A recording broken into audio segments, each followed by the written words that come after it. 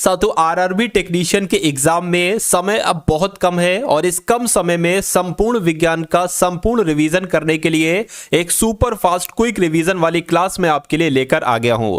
क्योंकि समय साथियों वाकई में कम है और इसलिए इन प्रश्नों को मैंने वन लाइनर में साथियों रखा है। तो आप सभी लोग इन सभी के सभी सवालों को देखिए, इनको तैयार कीजिए, क्योंकि आपको अपनी शिफ्ट में साथियों यहां से प्रश्न 100% देखने को मिलेगा। तो साथियों सुपर फास्ट तरीके से इस क्लास को हम लोग खत्म करेंगे। पहला सवाल है करके द्रव्यमान का मात्रक क्या होता है। तो साथियों किलोग्राम यानी कि केजी ये द्रव्यमान का मात्रक है। समय का अगर मात्रक पूछे तो सेकंड आपको बताना है। लंबाई का अगर मात्रक आपसे पूछे तो मीटर आपको बताना है। और विद्युत धारा का मात्रक अगर आपसे पूछे तो एम्पियर बताना है, यानी कि इलेक्ट्रिक करंट का मात्रक एम्पियर आपको बताना है। साथियों मैंने टॉपिक वाइज यहां पर क्वेश्चंस लिए हैं, ठीक है ना। तो ताप का मात्रक आप लोग ध्यान रखेंगे केल्विन होता है। अगर आपसे पूछे पदार्थ की मात्रा यानी कि क्वांटिटी ऑफ मैटर का मात्रक क्या होगा तो आपको मोल बताना है। और अगर आपसे पूछा जाए ज्योति तीव्रता का मात्रक क्या होगा तो आपको साथियों कैंडेला बताना है, ठीक है ना। उसके बाद देखिए विज्ञान के रूप में जीव विज्ञान का अध्ययन किस महान यूनानी दार्शनिक के द्वारा पौधों तथा पशुओं के अध्ययन से शुरू हुआ। तो मैं कहूंगा अरस्तु आपका जवाब हो जाएगा। और ये क्वेश्चन भी साथियों बहुत इंपॉर्टेंट है आपके लिए। विज्ञान के रूप में जीव विज्ञान का अध्ययन किस महान यूनानी दार्शनिक के द्वारा पौधों और पशुओं के अध्ययन से शुरू हुआ तो अरस्तु साथियों यहां पर आपका राइट आंसर हो जाएगा। अगर जंतु विज्ञान यानी कि ज़ूलॉजी के या जूलॉजी के पिता आपसे पूछा जाए तो अरस्तु आपको बताना है। या बायोलॉजी शब्द का प्रयोग सबसे पहले किस वैज्ञानिक ने किया था तो मैं कहूंगा 1802 में किया गया था बायोलॉजी शब्द का प्रयोग सबसे पहले, और लैमार्क और ट्रेविरेनस ने किया था। इनका नाम आप लोग ध्यान रखेंगे। साथियों यहां पर मैं आपको बता देता हूं कुछ आपके लिए कुछ खास चीज है साथियों, वो मैं आपको बता देता हूं। देखिए चलिए तो अब साथियों हम लोग बढ़ते हैं अगले नंबर के सवाल की तरफ। यह सवाल हो चुका था कि बायोलॉजी शब्द का प्रयोग सबसे पहले किसने किया तो लैमार्क और ट्रेविरेनस ने किया। अगर आपसे पूछा जाए वनस्पति विज्ञान यानी कि बॉटनी का जनक किसे कहा जाता है तो थियोफ्रेस्टस को कहा जाता है। उसके बाद देखिए आधुनिक वनस्पति विज्ञान यानी कि मॉडर्न बॉटनी का जनक किसे कहा जाता है तो कार्ल लिनियस को कहा जाता है। क्या कार्ल लिनियस को साथियों आधुनिक वनस्पति विज्ञान का जनक कहा जाता है। अगर आपसे पूछा जाए वर्गीकी यानी कि टैक्सोनॉमी का जनक किसे कहा जाता है तो कार्ल लिनियस को ही साथियों वर्गीकी का जनक यानी कि टैक्सोनॉमी का जनक कहा जाता है। साथियों ये सवाल आपके आते हैं, हर एक एग्जाम में इस टाइप के सवाल आते हैं और बच्चा साथियों इनको गलत करके आ जाता है और यही उसकी सबसे बड़ी गलती होती है। यानी कि अगर आप आसान क्वेश्चंस को गलत करके आ रहे हो तो आपका सिलेक्शन नहीं हो सकता। आपको पकड़ बनाना है अपने आसान क्वेश्चंस पर और मॉडरेट क्वेश्चंस पर। भले जो 10 से 15% आपके जो हार्ड क्वेश्चंस आए उनको अगर छोड़ दो तो उनसे कभी किसी का सिलेक्शन नहीं रुकता है साथियों आरआरबी टेक्नीशियन में। तो मैं कहूंगा इन सभी सवालों को आप देखिएगा और अपने एग्जाम को क्रैक करिएगा। देखिए जीवाश्मिकी का जनक अगर आपसे पूछे तो जॉर्ज कुवियर आपको बताना है, जॉर्ज कुवियर। चलिए साथियों अगर आपने अभी तक हमारी इस वीडियो को लाइक नहीं किया तो मैं रिक्वेस्ट करूंगा कि वीडियो को लाइक कर दीजिए और अगर चैनल पर नए हैं तो अपने सिलेक्शन के लिए देखिए जब आपका सिलेक्शन हो जाए ना तो अनसब्सक्राइब कर देना, कोई दिक्कत नहीं। लेकिन अभी आपको एग्जाम से पहले पहले जो वीडियोस दी जाएंगी, जो क्लासेस दी जाएंगी वो कंटेंट को पढ़िए, क्योंकि कंटेंट आपका वही आपके एग्जाम में आएगा। क्योंकि चुनिंदा चीजें मैं आपको पढ़ा रहा हूं, बहुत अधिक नहीं पढ़ा रहा हूं। मैं नहीं चाहता कि एग्जाम के अब कम समय है तो बहुत ज्यादा बर्डन आप पर डाल दूं। तो वही चीजें साथियों पढ़ा रहा हूं जो एक्सपेक्टेड है, जो संभावित है, जो आपके एग्जाम में पूछी जाएंगी। चलिए तो हमारा शरीर जिन अनेक छोटी छोटी इकाइयों से निर्मित है उसको क्या कहा जाता है, उसको कोशिका कहा जाता है, यानी कि उसको सेल कहा जाता है। अगला सवाल देखिए, कहा जा रहा है कि जीव शरीर की रचनात्मक, क्रियात्मक तथा आनुवंशिक इकाई को क्या कहा जाता है, इसको भी साथियों कोशिका कहा जाता है। बस क्या देखिए फर्क क्या होगा, मैंने आपका ये क्वेश्चन आपके एग्जाम में आएगा, 4 ऑप्शन आपके सामने आएंगे ए बी सी डी। किसी ऑप्शन में साथियों ये कोशिका लिखा होगा, बाकी 3 ऑप्शन में कुछ और होगा। तो बस मैं आपको क्वेश्चंस दिखा रहा हूं और राइट आंसर दिखा रहा हूं, बाकी एग्जाम में 3 और ऑप्शन इसके साथ में होंगे, लेकिन आपको चयन उसका करना है जो राइट आंसर आपका होगा। चलिए भाई उसके बाद देखिए कह रहे कि सन 1665 में किसने मधुमक्खी के छत्ते जैसी संरचना की खोज की और कोशिका नाम दिया तो रॉबर्ट हुक ने साथियों कोशिका की खोज की। अगर आपसे पूछा जाए कोशिका की खोज किसने की, तो रॉबर्ट हुक ने की। या ऐसे पूछा जाए कि 1665 में किसने मधुमक्खी के छत्ते जैसी संरचना की खोज की, कोशिका इसको नाम दिया, तो रॉबर्ट हुक आपको बताना है, जैसे भी आपसे एग्जामिनर पूछे। उसके बाद देखिए लार ग्रंथियां, जठर ग्रंथियां, यकृत, अग्न्याशय व आंत्रीय ग्रंथियां, ये किस प्रकार की ग्रंथियां, तो मैं कहूंगा ये पाचन ग्रंथियां, ये सभी ग्रंथियां पाचन का काम करती हैं। चलिए भाई, यानी कि मानव शरीर की सबसे बड़ी ग्रंथि कौन सी होती है, तो मैं कहूंगा यकृत, यानी कि लीवर ये मानव की सबसे बड़ी ग्रंथि कहलाई जाती है। और पाचन तंत्र से संबंधित कौन सी पाचन ग्रंथि उदर गुहा में डायाफ्राम के पीछे स्थित होती है व आमाशय के कुछ भाग को ढके रहती है, तो उसको यकृत कहा जाता है। यह भी अच्छा सवाल है, आपसे एग्जाम में पूछा जा सकता है। उसके बाद देखिए साथियों, कहा जा रहा है कि किस पाचन ग्रंथि के द्वारा पित्त रस का स्रावण होता है, तो मैं कहूंगा यकृत आपका राइट आंसर हो जाएगा। यानी कि यकृत की अगर बात करते हैं साथियों, इस ग्रंथि के द्वारा पित्त रस का स्रावण होता है। यकृत से निकलने वाला पित्त रस कहां जमा होता है, तो मैं कहूंगा पित्त रस साथियों पित्ताशय में जमा होता है, जो यकृत से निकलता है। कौन सा पाचन रस भोजन को अम्लीय से क्षारीय बनाता है, तो जो पित्त रस होना, पित्त रस साथियों ये भोजन को अम्लीय से क्षारीय बना देता है। अब उसके बाद देखिए, किसी विशेष दिशा में वस्तु की स्थिति में परिवर्तन को क्या कहा जाता है, तो इसको ही तो साथियों विस्थापन कहा जाता है। किसी विशेष दिशा में वस्तु की स्थिति में परिवर्तन को क्या कहा जाता है, विस्थापन कहा जाता है। विस्थापन किस प्रकार की राशि है, अगर आपसे एग्जाम में पूछे तो ये अदिश राशि नहीं है, बल्कि ये सदिश राशि है। ठीक है, वस्तु की प्रारंभिक और अंतिम स्थितियों के बीच की जो न्यूनतम दूरी होती है उसको क्या कहा जाता है, उसको साथियों विस्थापन का परिणाम कहा जाता है। क्या कहा जाता है, उसको विस्थापन का परिणाम कहा जाता है। यह भी आपको मालूम होना चाहिए। यानी कि किसी वस्तु की प्रारंभिक व अंतिम स्थितियों के बीच की अल्पतम दूरी को विस्थापन कहते हैं। बिल्कुल सही। न्यूटन के गति के किस नियम के अनुसार प्रत्येक वस्तु अपनी एक समान गति की अवस्था अथवा विराम अवस्था में तब तक बनी रहती है जब तक कि उस पर कोई बाह्य बल ना लगाया जाए, तो ये आपसे पूछा जाएगा ये कौन सा नियम है, तो गति का प्रथम नियम ये कह रहा है। यानी कि न्यूटन के गति के प्रथम नियम के अनुसार प्रत्येक वस्तु अपनी एक समान गति की अवस्था में है अथवा विराम अवस्था में तब तक बनी रहती जब तक कि उस पर कोई बाह्य बल ना लगाया जाए। देखिए, अगर कोई वस्तु रुकी हुई अवस्था में है तो वो रुकी हुई अवस्था में ही रहेगी, अगर कोई वस्तु गतिमान अवस्था में है तो वो गतिमान अवस्था में ही रहेगी। तो ये गति का प्रथम नियम एक तरीके से इसके अकॉर्डिंग ये होता है। किस प्रकार का जड़त्व किसी वस्तु की विराम अवस्था में होने वाले परिवर्तन का विरोध करता है, तो विराम का जड़त्व कहते हैं। यानी कि किसी प्रकार का जड़त्व किसी वस्तु की विराम अवस्था में होने वाले परिवर्तन का विरोध करता है, तो विराम का जड़त्व उसे कहा जाता है।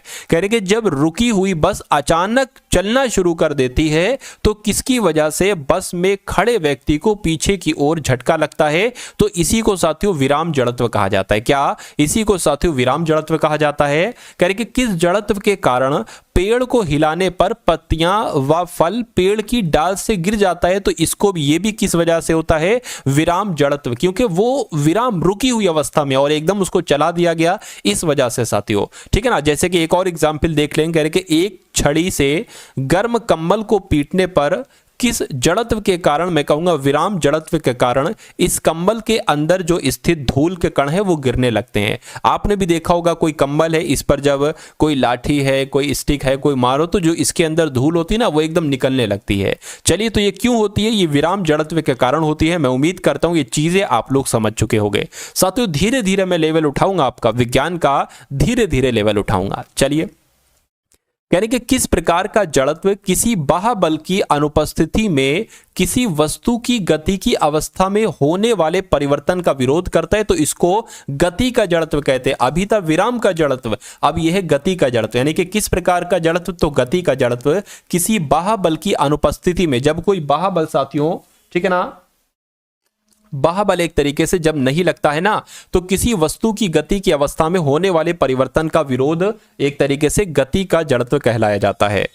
उसके बाद देखिए अगला सवाल है, किस प्रकार का जड़त्व किसी बाह्य बल की अनुपस्थिति में किसी वस्तु की अवस्था में होने वाले परिवर्तन का विरोध करता है? तो ये साथियों गति का जड़त्व कहलाया जाता है। कह रहे कि किस जड़त्व, दूसरा एग्जाम्पल है ये गति के जड़त्व का, किस जड़त्व के कारण चलती हुई बस या रेल से उतरने वाला व्यक्ति आगे की ओर गिर पड़ता है यदि वह रेल या बस के साथ बस की दिशा में कुछ दूर ना भागे। अगर ना भागे ना साथियों तो वो गिर जाता है। क्यों? क्योंकि गति का जड़त्व लगा हुआ होता है।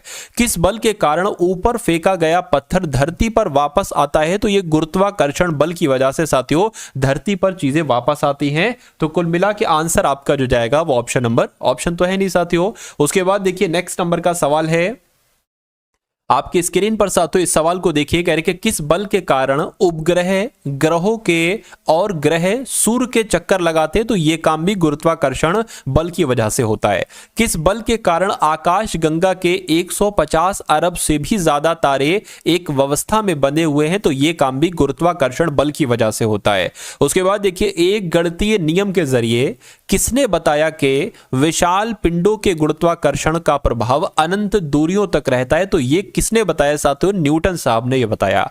उसके बाद देखिए न्यूटन से कई शताब्दी पहले किस देश में गुरुत्वाकर्षण सिद्धांत की उत्पत्ति हो चुकी थी? तो अपने भारत में साथियों गुरुत्वाकर्षण सिद्धांत की उत्पत्ति हुई थी। उसके बाद देखिए किस भारतीय विद्वान ने अपने ग्रंथ सिद्धांत शिरोमणि में लिखा था कि पृथ्वी अपने गुरुत्वाकर्षण के कारण सब चीजों को अपनी ओर खींचती है? तो किस भारतीय विद्वान ने अपने ग्रंथ में लिखा था साथियों? भास्कराचार्य ने यह बात लिखी थी अपने ग्रंथ शिरोमणि में। ये आप लोग यहां पर ध्यान रखेंगे। उसके बाद देखिए जो स्थान घेरता है तथा जिसमें भार होता है उसको क्या कहा जाता है? उसको द्रव्य कहा जाता है, उसको पदार्थ कह सकते हैं, उसको मैटर कह सकते हैं। अगला सवाल देखिए, कह रहे द्रव्य किन 3 अवस्थाओं में पाए जाते हैं? तो साथियों ठोस में, द्रव में और गैस में। द्रव्य की चौथी अवस्था किसको कहा जाता है? तो प्लाज्मा को कहा जाता है। यह भी सवाल आपसे कई बार पूछा जा चुका है। अब उसके बाद देखिए साथियों नेक्स्ट नंबर का सवाल है आपकी स्क्रीन पर, पूछा आपसे जा रहा है, पदार्थ की 5वीं अवस्था किसे माना गया है? तो साथियों किसे माना गया है? बोस आइंस्टाइन कंडेंसेट को माना गया। किसको साथियों माना गया है? बोस आइंस्टाइन कंडेंसेट को माना गया है। ये आप लोग ध्यान रखें। अगला सवाल, द्रव की वो अवस्था क्या कहलाती है जिसमें उसका आकार और आयतन निश्चित होता है? तो साथियों वो ठोस होता है। ठोस की अगर बात करें इसमें आकार और आयतन दोनों निश्चित होते हैं। उसके बाद देखिए द्रव की वह अवस्था को क्या कहा जाता है जिसमें उसका आयतन तो निश्चित होता है लेकिन आकार उस पात्र के आकार जैसा हो जाता है? तो उसको क्या कहा जाता है? उसको साथियों वो द्रव होता है, द्रव। ठीक है ना। उसके बाद कह दे कि इस द्रव में और इस द्रव में फर्क है।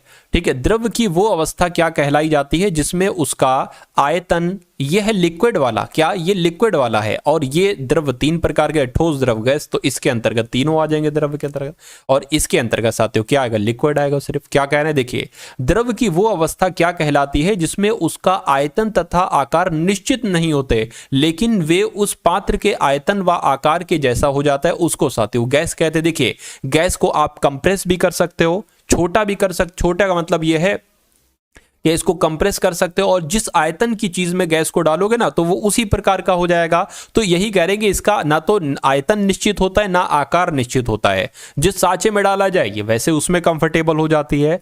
उसके बाद देखिए परमाणु की संरचना के बारे में सबसे पहले किसने 1808 में अपना सिद्धांत दिया और परमाणु को अविभाज्य बताया? तो जॉन डाल्टन ने परमाणु को अविभाज्य बताया और 1808 में अपना सिद्धांत दिया साथियों। ये आप लोग ध्यान रखेंगे। चलिए अब उसके बाद देखिए सर्वप्रथम किसने सुझाव दिया कि परमाणु विभाज्य है तथा आवेशित कणों से मिलकर बना है? तो यह बात किसने कही थी? जे थॉमसन ने कही थी। उसके बाद देखिए सबसे पहले किसने परमाणु की संरचना का एक प्रारूप दिया था? तो अर्नेस्ट रदरफोर्ड इनका नाम है, और इन्होंने सबसे पहले परमाणु की संरचना का एक प्रारूप दिया था। उसके बाद देखिए परमाणु किन 3 मूल कणों से मिलकर बने होते हैं? तो परमाणु इलेक्ट्रॉन, न्यूट्रॉन और प्रोटॉन से साथियों मिलकर बने होते हैं। उसके बाद देखिए सबसे पहले किसके परमाणु मॉडल प्रकाश में आए? प्रोटीन की व्यवस्था समझने में असफल रहे? तो मैं कहूंगा थॉमसन और रदरफोर्ड आपका जवाब हो जाएगा। ठीक है ना। तो सबसे पहले थॉमसन और रदरफोर्ड के परमाणु मॉडल प्रकाश में आए प्रोटॉन की व्यवस्था समझाने में असफल रहे थे। किस डेनिश भौतिक विज्ञानी ने रदरफोर्ड के नाभिकीय मॉडल के दोषों को प्लांक के क्वांटम सिद्धांत की सहायता से दूर किया? तो साथियों किस डेनिश भौतिकी विज्ञानी की बात चल रही है? नील्स बोर की बात चल रही है। उसके बाद देखिए विश्व का विशालतम जंतु कौन सा है? तो नीली व्हेल जो है ना, नीली व्हेल साथियों, यह विश्व का सबसे विशालतम जंतु है। नीली व्हेल की लंबाई कितने मीटर होती है? तो साथियों 30 मीटर होती है इसकी लंबाई। सबसे बड़ा स्तनी कौन सा है? तो नीली व्हेल की अगर बात करें सबसे बड़ा स्तनी है। सबसे विशालकाय स्तनी कौन सा है? तो हाथी है। और सबसे बड़ा सर्प कौन सा है? तो साथियों अजगर है। ठीक है ना, ये सभी के सभी वन लाइनर चीजें जो मैं आपको बता रहा हूं क्वेश्चन से, ये आपको साथियों ध्यान रखना है। सबसे बड़ी मछली की अगर बात करें तो रिनोडॉन टाइपस की अगर बात करें तो ये सबसे बड़ी मछली है। और सबसे पुराना प्राइमेट कौन सा है? तो लीमर सबसे पुराना प्राइमेट है। सबसे बड़ा मोलस्क कौन सा है? तो साथियों ज्वाइंट स्क्विड क्या है? सबसे बड़ा मोलस्क है। सबसे पुराना ऑर्थोपोड कौन सा है? तो पेरीपेटस की अगर बात करें ये सबसे पुराना ऑर्थोपोड है। उसके बाद देखिए सबसे बड़े सिलेंट्रेट कौन सा है? तो साइनिया व जेलीफिश की अगर बात करें ये सबसे बड़े सिलेंट्रेट है। उसके बाद देखिए सबसे पुराना स्तनी कौन सा है? तो एकिडना है। सबसे बड़ा स्थलीय पक्षी कौन सा है? तो शुतुरमुर्ग है। सबसे बड़ा अंडा किसका होता है? तो शुतुरमुर्ग का होता है। सबसे पुराना कपी कौन सा है? तो गिब्बन है। और विश्व में सबसे विषैला सर्प की अगर बात करें तो पेनिनसुलर टाइगर सर्प है जो ऑस्ट्रेलिया में पाया जाता है। सबसे लंबा आवृत बीजी पौधा कौन सा है? तो यूकेलिप्टिस है। विश्व का सबसे छोटा पुष्पीय पौधा कौन सा है? तो वोल्फिया है। और सबसे बड़ा फूल कौन सा है? तो रिफ्लेशिया है। उसके बाद देखिए नेक्स्ट नंबर के क्वेश्चन है सबसे छोटे बीज किस पादप के होते हैं? तो आर्किड्स के होते हैं। किसके साथियों? आर्किड्स के होते हैं। उसके बाद देखिए सबसे बड़ा फल किस पादप का होता है? तो लोडोरिसिया का, जो एक तरीके से सबसे बड़ा जो होता है ना, ये सबसे बड़ा साथियों फल होता है किस पादप का? तो लोडोरिसिया का। उसके बाद देखिए मानव शरीर में अस्थियों की कुल संख्या कितनी होती है? तो 206 होती है। मानव शरीर में सबसे छोटी अस्थि की अगर बात करें तो कौन सी है? तो साथियों स्टेपीज है। कौन सी है? स्टेपीज है। ये भी आप लोग ध्यान रखेंगे। सबसे छोटी अस्थि स्टेपीज ये कहां पर पाई जाती है? ये कान में पाई जाती है, यानी कि कर्ण में पाई जाती है और मध्य में पाई जाती है, मतलब कान के मध्य वाले भाग में। मानव शरीर में सबसे लंबी अस्थि कौन सी है? तो फीमर है। मानव शरीर में सबसे लंबी अस्थि फीमर ये कहां पर पाई जाती है? तो ये जांघ में पाई जाती है, जंघा भी कहते हैं। मानव शरीर में कशेरुकाओं की कुल संख्या कितनी होती है? तो साथियों 33 होती है। ये भी आप लोगों को याद रखना है। चलिए भाई, किस प्रकार के कार्बनिक यौगिक शरीर की सामान्य वृद्धि तथा रोगों से रक्षा के लिए आवश्यक होते हैं? तो विटामिन होते हैं। किस प्रकार के कार्बनिक यौगिकों का ऊर्जा स्रोत के रूप में कोई महत्व नहीं है, लेकिन शरीर के विभिन्न उपापचयी प्रक्रमों पर वे नियंत्रण रखते हैं? तो किसकी बात चल रही है? विटामिन की बात चल रही है। विटामिन से ऊर्जा नहीं मिलती है साथियों, ठीक है, लेकिन शरीर के विभिन्न उपापचयी प्रक्रमों पर यह नियंत्रण करते हैं। उसके बाद देखिए विटामिन को इनकी घुलनशील के आधार पर किन दो भागों में विभाजित किया गया है? तो जल में घुलनशील विटामिन और वसा में घुलनशील विटामिन। तो ये भी आप लोग ध्यान रखेंगे। जल में घुलनशील विटामिन कौन कौन से हैं? तो जल में घुलनशील विटामिन विटामिन बी और विटामिन सी हैं। जबकि अगर बात करते हैं कि वसा में कौन कौन से घुलनशील विटामिन है, तो कीड़ा आप लोग ध्यान रखेंगे, यानी कि विटामिन के, विटामिन ई और विटामिन डी और साथियों विटामिन ए। ठीक है ना। चलिए अब उसके बाद देखिए नेक्स्ट नंबर का सवाल है, विटामिन ए का रासायनिक नाम क्या है? तो रेटिनॉल विटामिन ए का रासायनिक नाम है। साथियों पूरी विज्ञान के जो सबसे अहम, जो सबसे महत्वपूर्ण टॉपिक हैं, उन सभी टॉपिक्स के जो सबसे इंपॉर्टेंट क्वेश्चन है साथियों, उनको इस वीडियो में कवर अप किया गया। तो आप इस वीडियो को बहुत अच्छे तरीके से देखिए। और मैं कहूंगा अब जो वीडियो आए, क्या अब जो साथियों वीडियो आए आरआरबी टेक्नीशियन के लिए, उसको भी आप जरूर देखा करिए, क्योंकि एक एक क्लास में साथियों मैं क्या ले लेता हूं, पूरी विज्ञान को ले लेता हूं क्वेश्चंस इंपॉर्टेंट, करंट अफेयर की भी उसी में क्वेश्चंस होते हैं, रीजनिंग के भी, मैथ के भी। तो एक जो मॉडल पेपर वाली साथियों डेली आपकी वीडियो आती है ना, उसको जरूर लिया करिए। चलिए, विटामिन ए की कमी से कौन सा रोग उत्पन्न होता है? तो रतौंधी विटामिन ए की कमी से होती है। संक्रमण का शिकार होना, संक्रमण का खतरा बढ़ जाना विटामिन ए की कमी से, और त्वचा में परिवर्तन भी विटामिन ए की कमी से ही आते हैं। विटामिन ए के मुख्य स्रोत कौन कौन से हैं? यानी कि विटामिन ए आप कैसे ले सकते हैं? तो दूध से, घी से, मक्खन से, टमाटर से, पीले फल से, सब्जियों से, मछली के तेल से और अंडे की जर्दी से।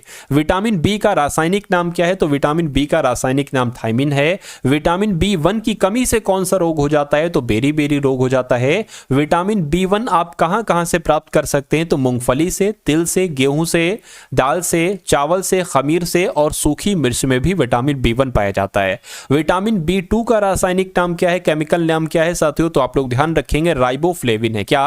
राइबोफ्लेविन विटामिन B2 का रासायनिक नाम है। अगला सवाल देखिए, मानव शरीर में रुधिर की मात्रा कितनी होती है, ये आपसे पूछा जा रहा है। तो तकरीबन 5.5 लीटर से लेकर 6.5 लीटर तक साथियों क्या होती है, मानव में रुधिर की मात्रा होती है।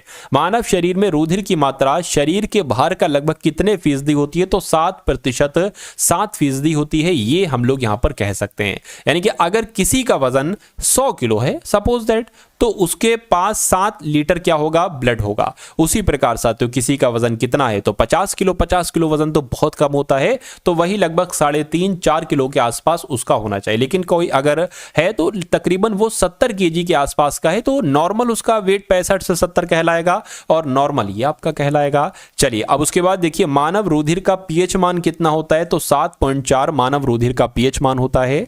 पुरुषों में महिलाओं की अपेक्षा कितना अधिक रुधिर होता है, तो 1 पॉइंट नहीं बल्कि आधा लीटर, ये लिखा हुआ 1/2 आधा लीटर अधिक होता है। रुधिर किनसे मिलकर बना होता है, तो प्लाज्मा और रुधिर कणिकाओं से मिलकर बना होता है। रुधिर का तरल यानी द्रव भाग क्या कहलाया जाता है, तो इसको प्लाज्मा कहते हैं। रुधिर के, ब्लड के तरल, ठीक है, यानी कि जो द्रव है एक तरीके से, उसको कहा जाता है प्लाज्मा। रुधिर में कितना प्लाज्मा होता है, तो 60% प्लाज्मा होता है, ये भी आप लोग ध्यान रखेंगे। रुधिर के किस भाग में 90% जल, 90% जल और 10% अन्य पदार्थ यानी कि कार्बनिक पदार्थ और अकार्बनिक पदार्थ होते हैं, तो रुधिर के किस भाग में, मैं कहूंगा प्लाज्मा वाले भाग में।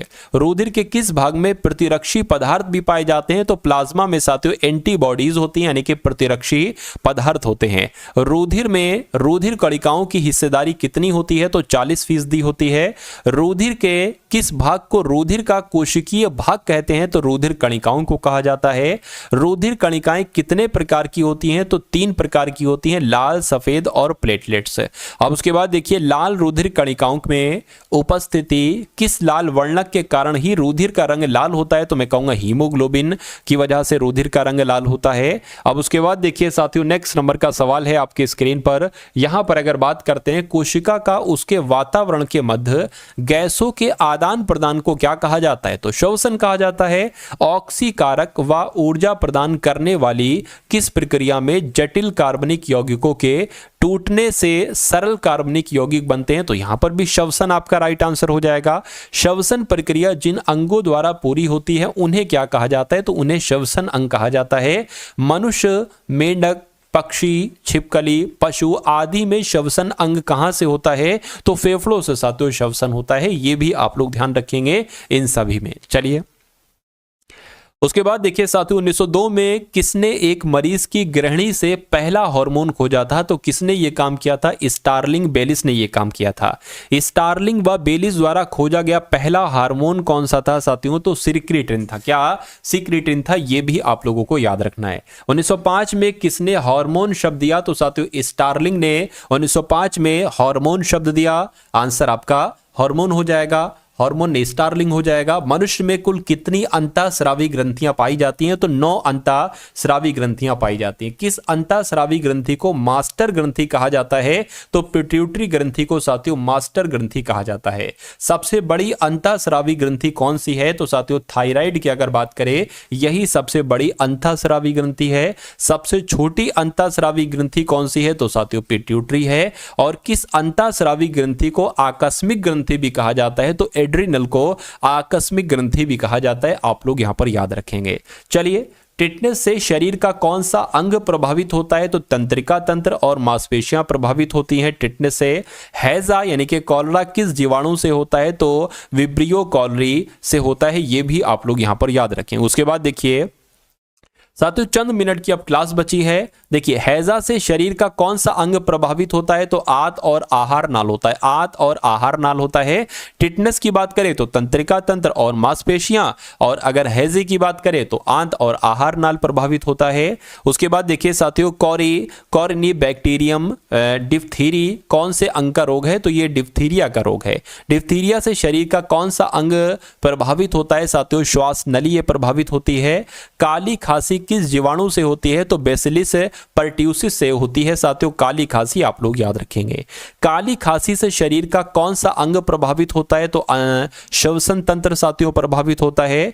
ट्रिपोनेमा पैलिडम कौन सा रोग है? तो ये सिफिलिस साथियों रोग है। उसके बाद देखिए सिफिलिस से शरीर का कौन सा अंग प्रभावित हो जाता है? तो जनन अंग, मस्तिष्क और तंत्रिका तंत्र प्रभावित हो जाता है सिफिलिस से। उसके बाद देखिए नाइसेरिया, गोनोरी नाइसेरिया से कौन सा रोग होता है? तो साथियों गोनोरिया नाम का रोग हो जाएगा।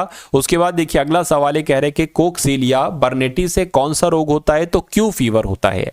उसके बाद देखिए पास्ट्यूरेला पेस्टिस से कौन सा रोग होता है? तो प्लेग नाम का रोग होता है। और चेचक किस विषाणु से होता है? तो वेरियोला वायरस से होता है। चेचक से शरीर का कौन सा अंग प्रभावित होता है? तो पूरा शरीर प्रभावित होता है साथियों चेचक से। माता यानी कि चिकन पॉक्स किस विषाणु से होता है? तो वेरिसेला वायरस से होता है, आप लोग ध्यान रखेंगे। माता से शरीर का कौन सा अंग प्रभावित होता है? तो संपूर्ण शरीर। और गलसोत किस विषाणु से होता है? तो मम्स वायरस से होता है। गलसोत से शरीर का कौन सा अंग प्रभावित होता है? तो पैरोटिड ग्रंथि प्रभावित होती है। चलिए साथियों इतने ही क्वेश्चन है जो आपके सामने। खसरा किस विषाणु की वजह से होता है? ये भी आप लोग ध्यान रखेंगे। मोरबिली वायरस की वजह से खसरा हो जाता है। खसरा से शरीर का कौन सा अंग प्रभावित होता है? तो इससे भी संपूर्ण शरीर प्रभावित होता है। और पोलियो किस विषाणु से होता है? तो पोलियो वायरस से ही पोलियो विषाणु होता है साथियों। ये भी आप लोग यहां पर याद रखेंगे भाई। बहुत बढ़िया, वेरी गुड क्लास। साथियों कैसी लगी आपको ये क्लास? एक बार कमेंट करके आप लोग जरूर बताइएगा। चैनल पर अगर नए हैं तो मैं कहूंगा चैनल को साथियों सब्सक्राइब कर लीजिए। भले आरआरबी टेक्नीशियन अपनी शिफ्ट के बाद आप अनसब्सक्राइब कर दें, लेकिन अभी के लिए साथियों सब्सक्राइब कर लीजिए, क्योंकि ऐसा कंटेंट मैं आपको देने वाला हूं जो आपको पूरे यूट्यूब पर कहीं नहीं मिलेगा। और ये समझ लीजिए वहां से पेपर में आपके क्वेश्चंस मिलेंगे। तो मिलते हैं हम सभी लोग आने वाली वीडियो में। जय हिंद साथियों।